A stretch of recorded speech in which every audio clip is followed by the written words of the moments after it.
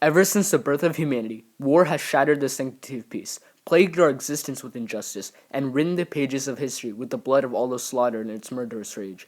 Yet the origins of such unjust death and destruction do not lie in an external evil, but rather within human nature, for the deliberate massacre of man is carried out by none other than man himself.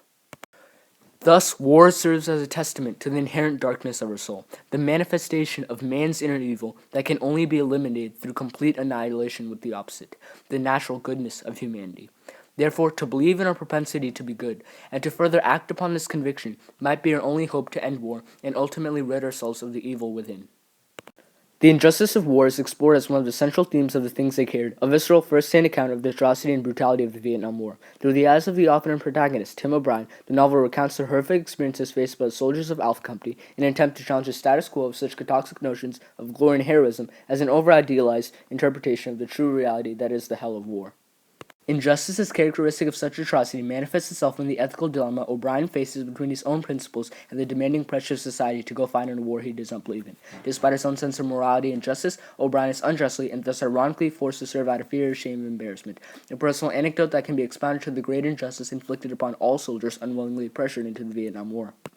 Furthermore, the nature of the war experience itself imposes psychological burdens upon the soldiers through the encounter of all the horrors of outright violence and death.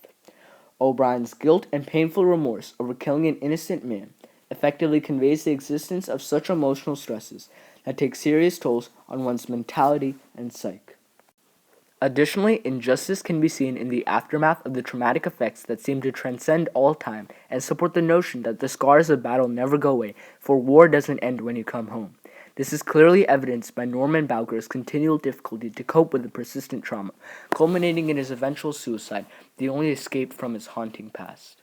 Moreover, the novel provides a critical thematic statement regarding injustice through the contrast O'Brien makes between his once civilized humanity and now corrupted evil and darkness. Such a comparison serves to underscore the transformative power of war that leaves individuals forever and irrevocably altered, a testament to the tragedy of the human condition at the hands of war's atrocity and brutality.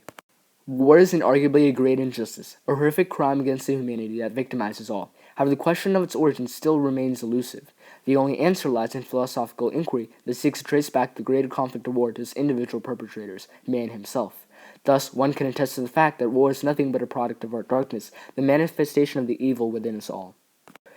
Sigmund Freud, a controversial yet incredibly influential psychologist, theorized the concept of the death drive, the nados, in an attempt to make sense of the human tendency towards self-destruction.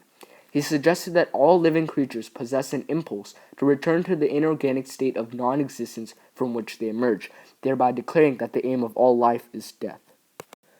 Though originally utilized to explain the compulsion of humans to repeat painful and traumatic events as a means to come to grips with and accept the fact of death, the theory of the nados serves to provide a greater assertion on all self-destructive behavior as the expression of the energy created by the death instinct.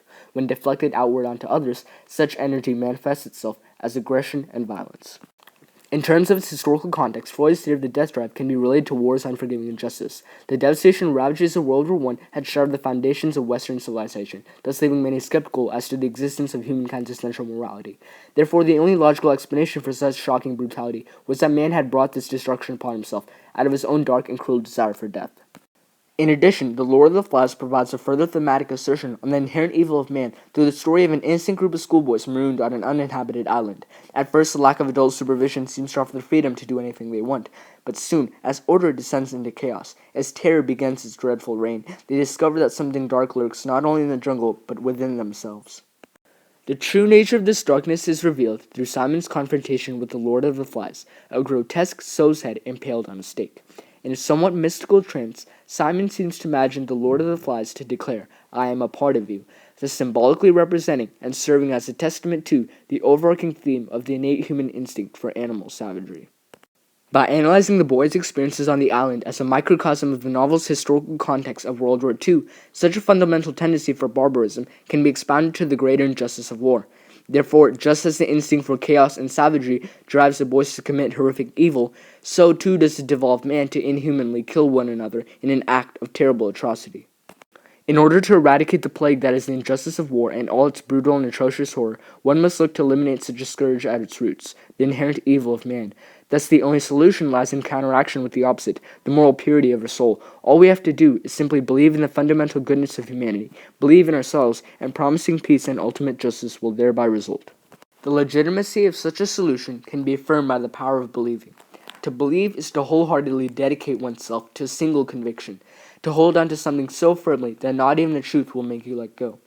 This sense of an unyielding grasp of faith is further attested by the fact that it is a scientifically grounded psychological concept termed belief perseverance. Furthermore, a prime example of such powerful conviction can be derived from the enduring presence of religion. Even after science has proven much religious belief to be unfounded falsehood and a paradigm shift towards rational skepticism has challenged it to be mere superstition, religion still continues to profoundly impact humanity, for belief ultimately and overwhelmingly triumphs anything and everything that may dare to face it. However, the spark of emotion is nothing if it is not transformed into the fire of action. Therefore, one can but only admit to the fact that while believing may be the most powerful thought, to act upon it is an even greater action. We must not only believe in the good, but further do good as well. War has irrevocably and unalterably scarred the evolution of man through the devolution of human nature to that of our inherent inner evil. Yet the only thing that can overcome such perpetual darkness is not the reciprocation of evil in kind, but rather the light of man's essential morality and goodness. Therefore, believe in yourself, believe in mankind, and above all, simply believe in the good like it is your last hope, for without it, our evil will consume us all until there will be no humanity left to save. Thus, imbue the world with morality, and justice will become reality.